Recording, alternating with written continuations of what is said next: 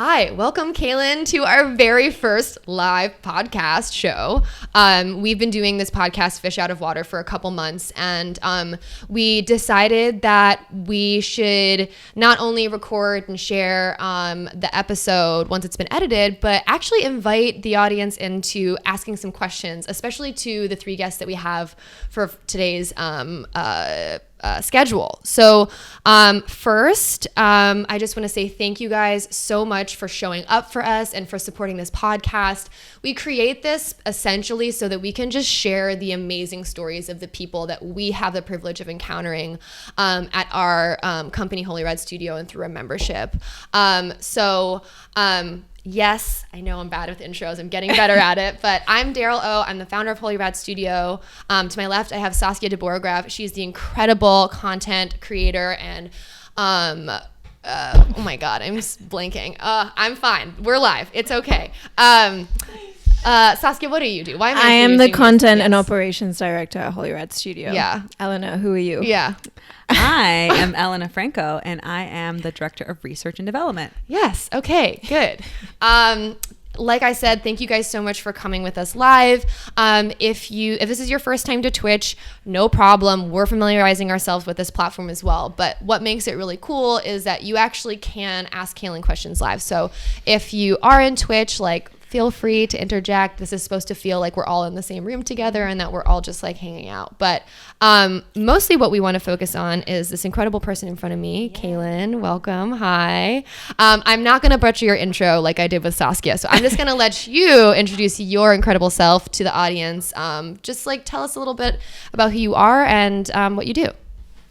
Sure. So I'm Kailyn Lynch. I am originally from Southern California. I moved to New York about almost 8 years ago now.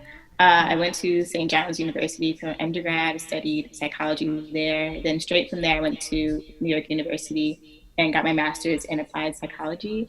So I'm the founder of Redefining Our Womanhood, which is a mental health organization based for Black women and marginalized people, and also the founder of the Volt Library, which is an archival system.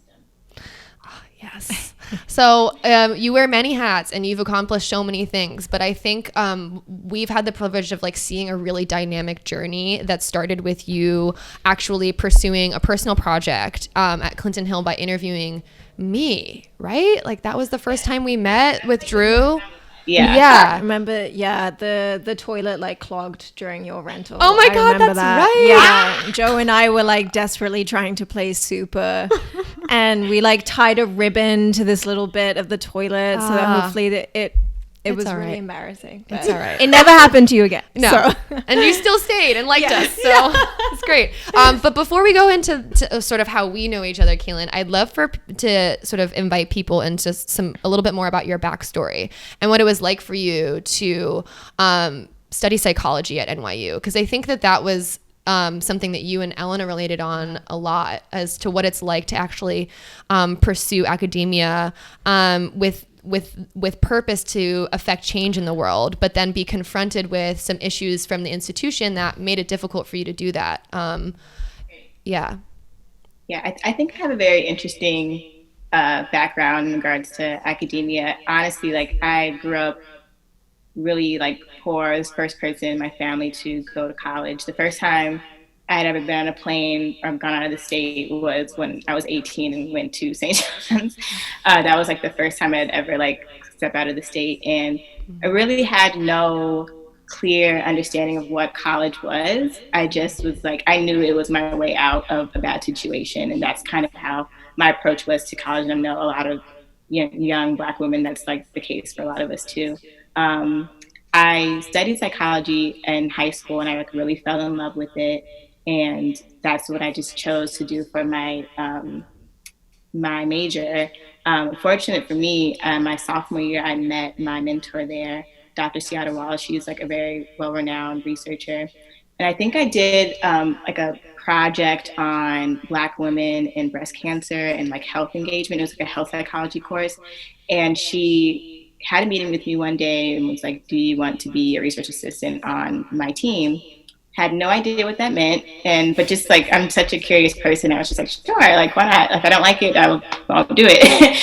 And from there, she really threw me into like her research project. At the time, she was working with the American Sociology Association and BET and all these like really big companies and organizations, and like really threw me into different research projects, mainly within like the Black community, a lot of health stuff. So a lot of HIV and AIDS research, a lot of like health engagement research, and really through psychology, I really fell in love with research more so than I did mental health, actually, because it was just all related and reminded me of my own background of like how my social placement as a Black person, as a woman, as someone who grew up poor, and how I navigated the world pretty much. And so since I was 19 to now I'm 26, I have been a researcher.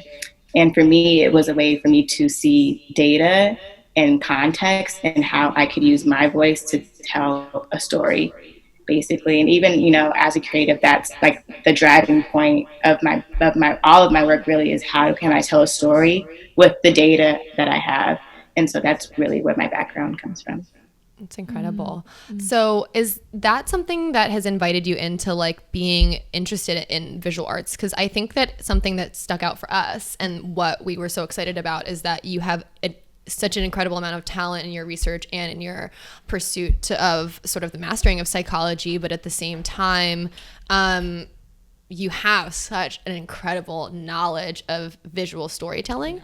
I mean, it's clear in what you've manifested in your life just with the 2 projects that you're working on now. The Vault Library is such an essential sort of like yin to the yang, that the work that you do with Row. When did you start kind of like being invited into the artistic world? Because I think for a lot of us, it's very hard to discover art from a place when you're going to school for academia, especially if you don't have somebody in your life to sort of like invite you into that world. Yeah, it's really funny. I had a friend of mine tell me, like, we all, like, when you're an adult, you say, like, I don't know what I want to do. Like, I have no idea what my passion is. But, like, it's always something you did when you were a child. And it's funny now because I remember being a child and, like, Googling any random question that I had and, like, researching and, like, looking through dictionaries and books in the library. And the same thing with art. I kind of got into art when I was around 12 or 13. Through Judy Chicago, an artist, a feminist artist, and I really, really fell in love with fashion, specifically editorials. So I would like scrape up any money I had and go to like downtown LA and buy all these like fashion magazines, spending like hundreds of dollars that I didn't have. And literally like my bedroom, like my childhood bedroom was like covered from like ceiling to floor of just editorials.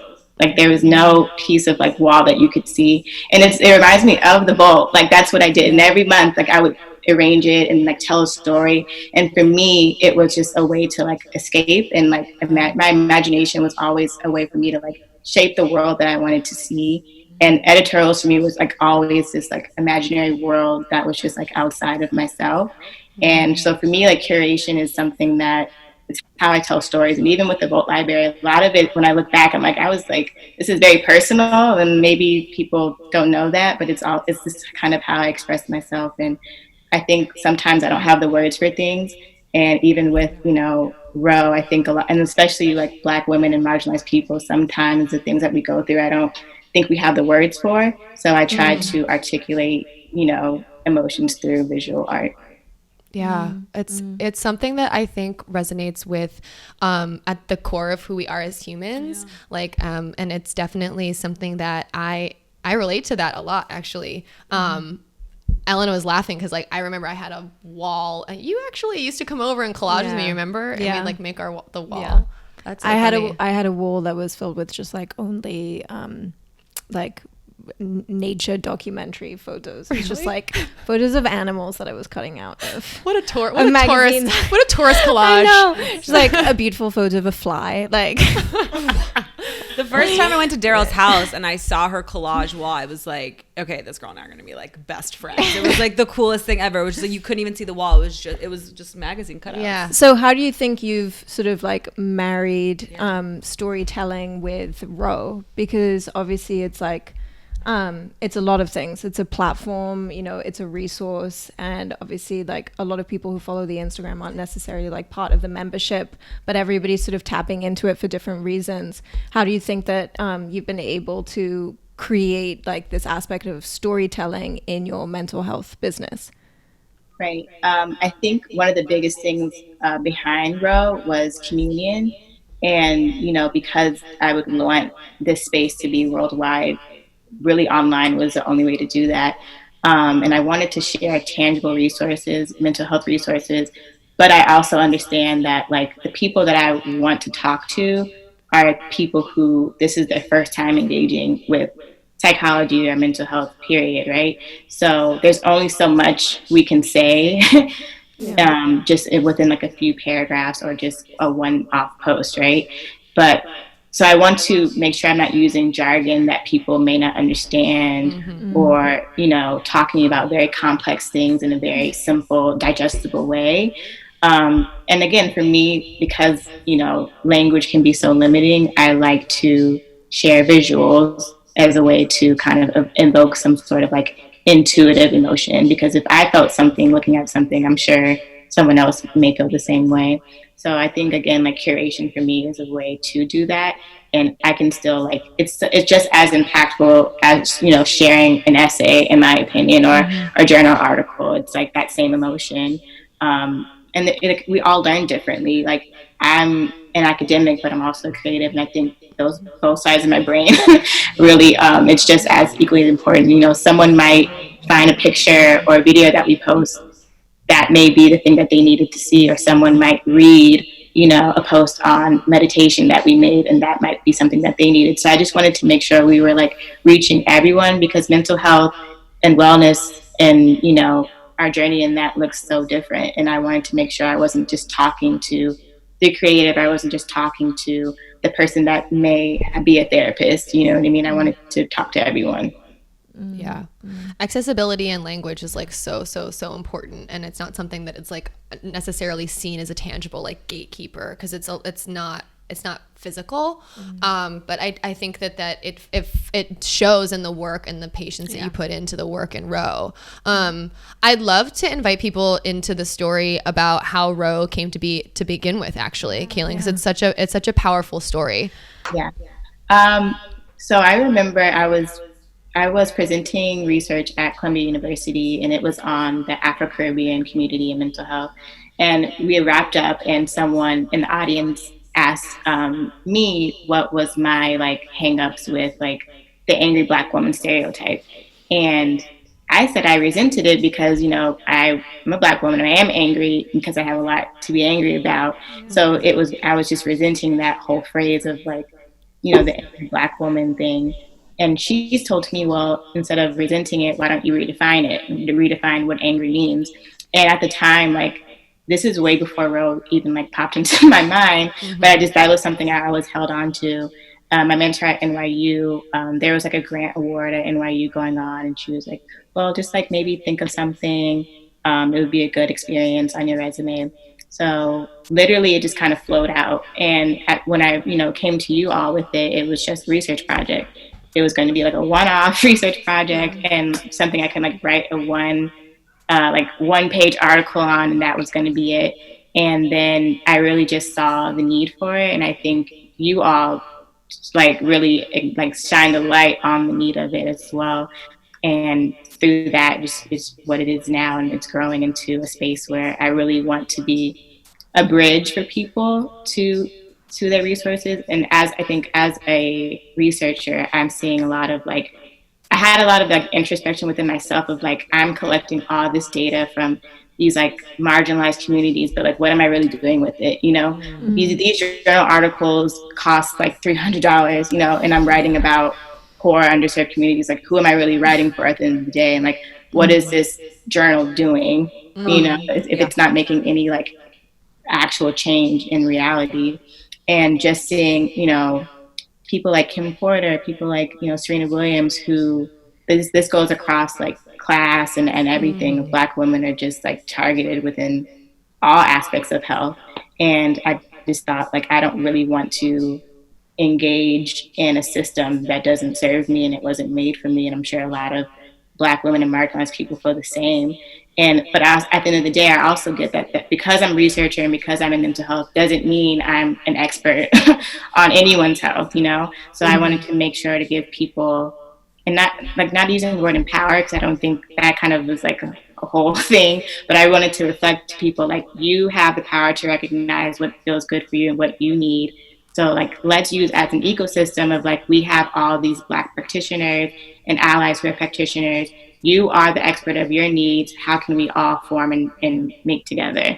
Whether that be through communion, whether that be through workshops, whether that be through you using Ro to consult and see like I can connect you to a doula, or I can connect you to a yoga instructor or a therapist, like whatever the means are, you know, how could we all work as an ecosystem?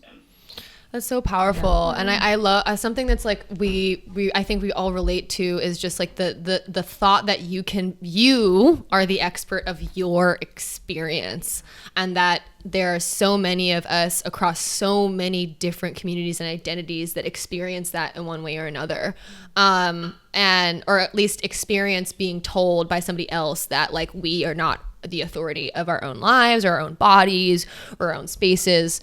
And so I just think, Ellen, maybe you can talk a little bit about this, because like what I think Saskia and I always talk about is witnessing the way that you and Kailyn really related to like the limitations of sort of academia. And you kind of touched on it, Kailyn, with the cost of even a journal article to begin with. And like, who is that going towards? Into the echo chamber of people who are already experts in that, like, you know, just continuing to have the same conversation in a vacuum, and it's not actually impacting anybody.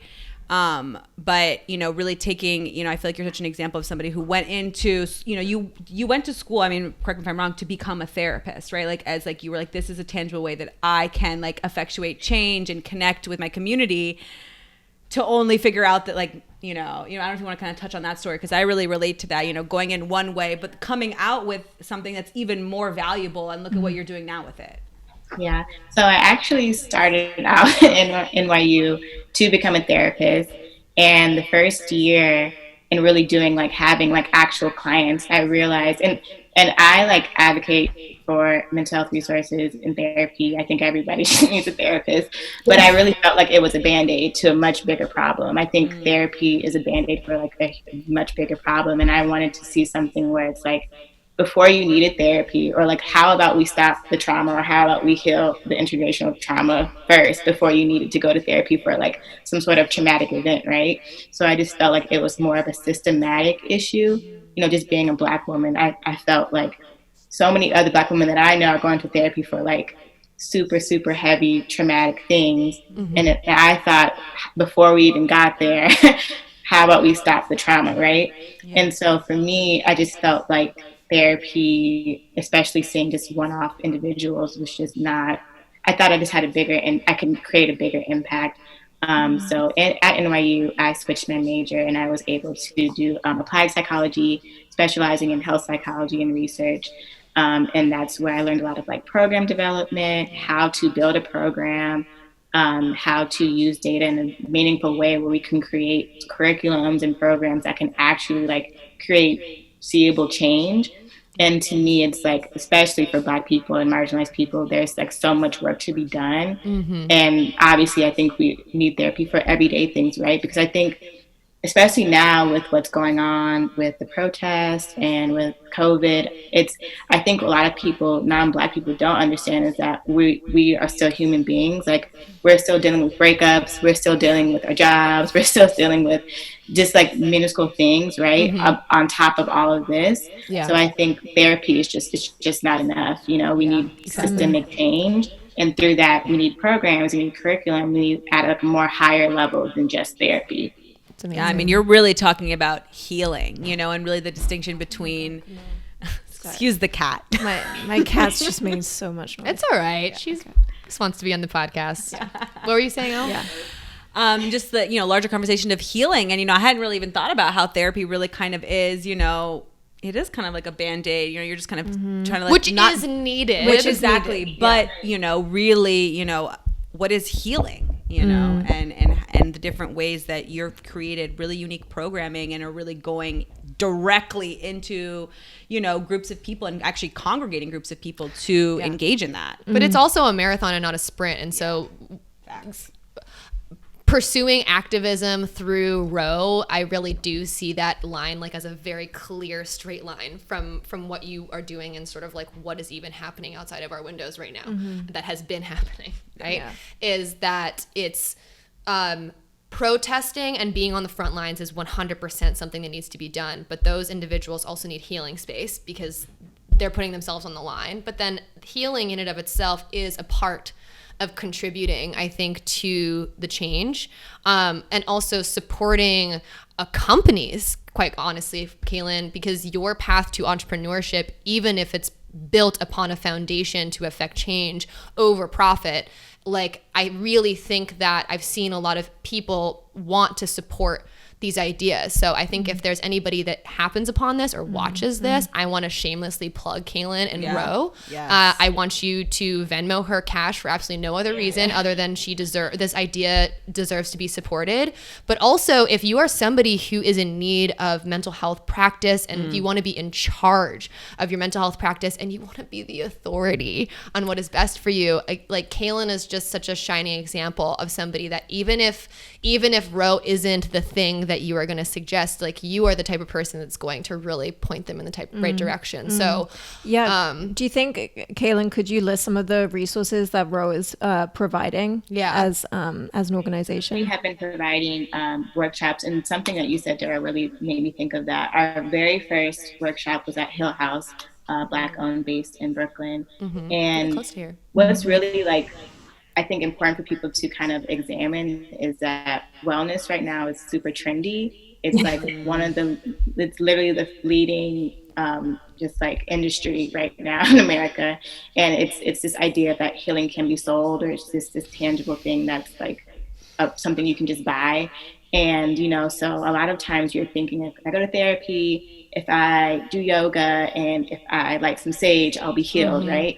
And so at our workshop, someone like bravely asked, like, okay, I have these crystals, you know, like I don't really know what to do with them. I don't think they really work. And one of my friends, Fatima, she was leading like this heart chakra workshop, and she was like, maybe it's just not for you. And I thought that was so powerful, because it's like we're literally being sold therapy. You're really being sold these healing things, which really is just based in like capitalism, that healing is just being disguised as this like capitalist venture. But in reality, like what works for you is what works for you. Like maybe Roe won't work for you, maybe therapy won't work for you, maybe yoga won't work for you, but like maybe, you know, getting Reiki will, or maybe, you know what I mean? So it's like finding what works for you is like something I really advocate for. And I think what with Roe really stands on. But right now we offer workshops, and I always really want to offer tangible resources. So we have like licensed practitioners that come in, and whether it be therapists, whether it be art therapy, yoga instructors, whatever the case may be, coming in and like actually teaching and working with you one-on-one, so that you can go home and practice this in like your daily life. And soon we'll be offering our membership, so that we will be able to connect you with practitioners that you're looking for, black people, practitioners, people who are our allies in this community. Really, again, my whole thing is like, I don't know what you need. I can't, like me even being all the years experience I have in mental health, I don't know you and what you need. So it's like you coming in saying, this is what I'm looking for, and us providing it for you at a very affordable cost. And we also offer consultations. So if you do have trouble looking for something, and maybe not necessarily knowing what you're looking for, that we can offer that assistance to you. Yeah, it's incredible. Well, our 30 minutes are like basically already up. Is it? I also Yeah. want you to know that there's 7 viewers right now. Oh, we had do? 8. So like, hey. Hey, audience. That's really cool. You're so cool, first of all. I Yeah. still want to Like- ask my question. that I Okay. said at the beginning. Okay. We're cheating. It's not to like sort of end on a like negative note or anything, but I think something that we've been talking a lot about recently is the difficulty of becoming an entrepreneur, and we're talking about it even more and more as like the job market is failing more and more people, and or disappearing. Yeah, just- like, is or there just one right gone? now? It's gone. And that, you know, having the tools to just be like, okay, well, I'll start something on my own is just not something that we're provided with. And so I just wanted to ask, like, what were some of the biggest struggles for you starting your own business as one person? A very amazing and- person. Yes. And how did you sort of overcome those struggles? Honestly, I would say the biggest thing in the way was myself, to be honest. Like looking back from start to finish, even at NYU, something I really struggled with was, you know, as I met Dara, I was dabbling into like the creative world of doing like my own projects and events and things like that. And I went to my mentor saying like, okay, I'm really interested in research and mental health, but I'm also really interested in art, and those two worlds just don't even mix. Like I had friends who literally didn't even know I was in school. So I just thought like, how am I going to make this work? And she basically told me like, they don't have to make sense. You know, they're you and it'll work out. You being you, it's going to work out. And even like meeting you all, I think, and I know you all can like attest to this, me like crying and being like, this is not gonna work, and and you guys being like, what? Like this is incredible. And I think for me, it's just about believing in myself, because when I look back on all the times where I got out of my own way, that things just really fell into place. Like even meeting Daryl, that was so random, but Holy Rat has such Row would not be where it's at without all of you. And just like how everything kind of just fell into place once I got out of my own way and just really believed in it, even though I couldn't see it. And no, there's nothing really out like redefining our womanhood, but knowing that people needed it. Every time someone sends a message of like, hey, we started therapy based on your consultation, or this post like really helped me in this rough time, like it's just like reassuring to me. But definitely it was me, you know, because I had never seen something like this. And just, you know, given my background again, like no one in my family had a career, let alone, you know, an entrepreneurial career. So that it was just something I had never seen. But I think when you just trust in something, you know, I think this was put inside of me to kind of birth out. So I just kind of every day have to choose to trust that. Yeah, that's such a powerful way to say it. It is a choice every day, because everything is stacked against you. And I think like the echo chamber of your own mind, especially when you don't necessarily have like reflective representation around you, is very psychologically difficult. You know, it's just hard to convince yourself. But like we are so proud of your ability to like commit to your dream. And like you said, there's so much amazing work that's already being done with Row, and clearly that's shown through the work that you do and the messages that you get. But for anybody that's like watching this live or watching it recorded, please definitely go check out Redefining Our Womanhood. You can find their website just by Googling Redefining Your Womanhood. It'll pop up. You can also follow Kailyn as an individual, but you can also follow the Vault Library. You can follow Redefining Your Womanhood on our womanhood on our Instagram. So if you want to, the links are all connected to the tags in our flyer and our Instagram, but we'll also make sure to link all the information wherever you guys are watching this or listening to this. So Kailyn, you beautiful human. We fucking love you, and we really This just is the can't shortest wait conversation we've ever had. I think it actually is a record. And we're still over time. Yeah. So yeah, we'll take this conversation over a glass of wine off camera, but we love you. We are so proud of you, and thanks for always showing up for us. Yeah. I love you guys. Yeah. Okay. So let's on to the next. All right. Bye.